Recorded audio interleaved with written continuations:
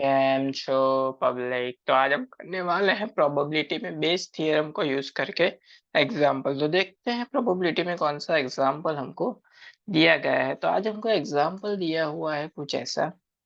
A company has two plants to manufacture a scooter. एक company है scooter की जिसके पास दो प्लांट है। Plant first manufacture 80% of scooter, यानी कि प्लांट वन में से स्कूटर कितने बनते हैं 80%। उसी तरह से प्लांट बी में कितने परसेंट बचते हैं बाकी के 20%। At plant one 85 out of 100, यानी कि 100 अगर स्कूटर बनते हैं तो उसमें से 85 रेटेड स्टैंडर्ड क्वालिटी, यानी कि 85 स्कूटर जो है वो क्या होते हैं, स्टैंडर्ड क्वालिटी के होते हैं। उसी तरह से प्लांट टू जो है only 65 out of 100, plant two में 65 100 में से स्कूटर क्या होते हैं, स्टैंडर्ड क्वालिटी के होते हैं। और बेटर या स्टैंडर्ड क्वालिटी दोनों सेम होता है।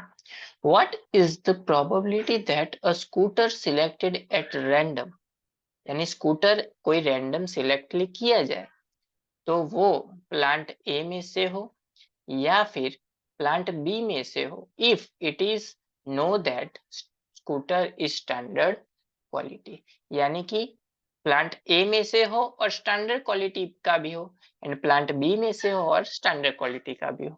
तो इसको हम कैसे सॉल्व करेंगे, चलिए।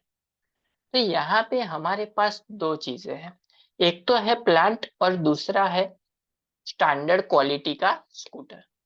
तो यहाँ पे प्लांट को हम नाम दे देते हैं A1 एंड A2, इसको हम नाम दे देते हैं प्लांट को, यानी कि फर्स्ट वाला जो प्लांट है वो है A1 एंड सेकंड वाला जो है वो है A2। उसी तरह से एक नाम दे देते हैं हम B, वो है स्टैंडर्ड क्वालिटी के लिए of scooter, standard quality of scooter. क्यों? क्योंकि यहाँ पे डिपेंडेंट है, प्लांट ए में से 80% स्कूटर बनते हैं लेकिन 80% में से 85 जो है वो क्या होते हैं, स्टैंडर्ड क्वालिटी के होते हैं। तो यहाँ पे इसको सॉल्व करने के लिए सबसे पहले हमको फिगर ड्रॉ करनी पड़ेगी। यहाँ पे दो चीजें हैं, तो यहाँ पे फर्स्ट हो गई ये A1 के लिए, ये हो गई सेकंड A2 के लिए। चलिए इन दोनों पॉइंट को ज्वाइंट कर लेते हैं, इन सबको नाम दे देते हैं सर्कल को। ये वाला जो है वो है प्लांट ए के लिए यानी कि A1, ये है प्लांट 2 के लिए यानी कि A2। ये फर्स्ट प्लांट के लिए यहाँ पे साइड में नंबर दे देते हैं, फर्स्ट प्लांट एंड दूसरा है सेकंड प्लांट। ये है प्लांट। यहाँ पे आता है हमारा बी यानी कि स्टैंडर्ड क्वालिटी। अब बारी आती है कि A1 कितने स्कूटर बनाता है, 80%, यानी कि परसेंटेज कितने में से होते हैं 100, यानी कि 80 आउट ऑफ 100, यानी कि प्रोबेबिलिटी ऑफ A1 क्या हो गई, 80/100। उसी तरह से बाकी के 20% कौन बनाता है, A2, यानी कि 20/100, यानी कि प्रोबेबिलिटी ऑफ A2 हो गई हमारी 20/100। अब बारी आती है ये वाले पार्ट की कि A1 प्लांट में से स्कूटर बनेगा और वो स्टैंडर्ड क्वालिटी का भी होना चाहिए, यानी कि इसका मतलब ये हुआ कि प्रोबेबिलिटी ऑफ स्टैंडर्ड क्वालिटी का भी होना चाहिए एंड A1 में से भी बनना चाहिए, यानी कि probability of B by A1 क्या दी हुई है हमको, 85 आउट ऑफ 100, यानी कि 85/100।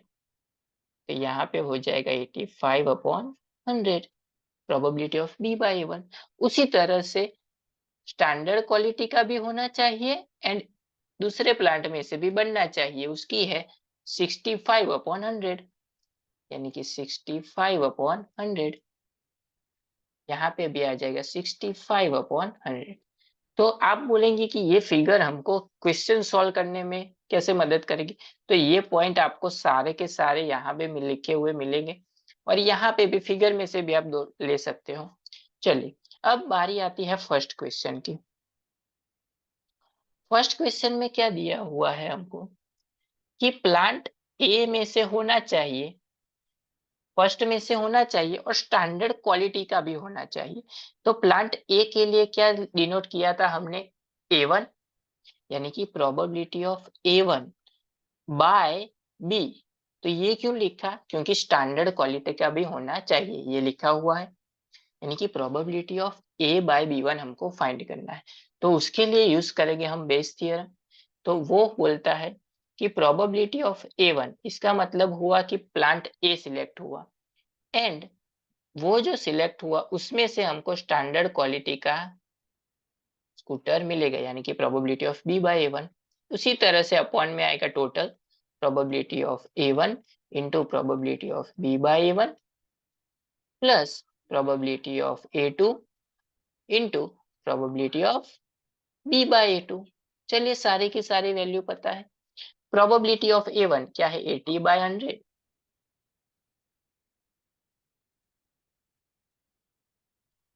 Probability of B by A1 क्या है, 85 अपॉन 100। लोअर साइड भी same, 80 upon 100 and 85 upon 100 plus यहाँ पे है 20 अपॉन 100, 65 अपॉन 100, यानी कि 20 अपॉन 100, 65 अपॉन 100। यहाँ पे कोई किसी को भी कैंसिल आउट नहीं कर, कि कैंसिल आउट करेंगे तो क्या हो जाएगा, यहाँ पे एलसीएम सेम नहीं रहेगा। चलिए 80 इंटू 85 होता है 6800 upon 100 into 100 10,000 upon 80 into 85 same 6800 upon 10,000 plus 220 into 65 130 1300 upon 10,000। 10,000 LCM सारी जगह से कैंसल आउट, 6800 अपॉन 6800 प्लस 1300 क्या होता है, 8100। डबल जीरो कैंसिल, तो प्रोबेबिलिटी मिल गई हमको 68 अपॉन 81, 68/81 ये हो गई प्रोबेबिलिटी। अगर डेसिमल में लिखना है तो मिलेगी 0.16.839। डेसिमल में हमको ये मिलेगी और फ्रैक्शन में मिलेगी 68/85। अब बारी आती है दूसरे क्वेश्चन की। दूसरा क्वेश्चन भी यहाँ पे सेम है, सिर्फ क्या चेंज किया हो उन्हें, प्लांट चेंज किया है। यानी कि हमको भी जो हमने आगे वाला सॉल्व किया उसमें प्लांट चेंज कर देंगे। यहाँ पे A1 की जगह पे क्या आ जाएगा, A2, यहाँ पे भी A2, यहाँ पे भी A2। चलिए देखते हैं। Probability of A2 by B is equal to probability of A2 into probability of B by A2 upon probability of A1 into probability of B by A1 plus probability of A2 into probability of B by A2। चलिए value put कर देते हैं। Probability of A2 by B by A2 क्या होता है, 20 upon 100, 65 upon 100। तो यहाँ पे आ जाएगा 20 अपॉन 100 एंड 65 अपॉन 100 अपॉन इस दोनों का टोटल तो हमने फाइंड किया था 8100 अपॉन 10,000, 8100 अपॉन 10,000। यहाँ पे multiply 20 into 65 1300 upon 10,000 upon 8100 upon 10,000। 10,000 cancel out, 1300 upon 8100 0 cancel, यानी कि 13/81 हो गया हमारा आंसर। यानी कि प्लांट बी सिलेक्ट होगा, उसमें से स्टैंडर्ड क्वालिटी का स्कूटर निकलेगा, उसकी प्रोबेबिलिटी मिल गई 13/81। इसको अगर डेसिमल में लिखना है तो हो जाएगी 0.1604।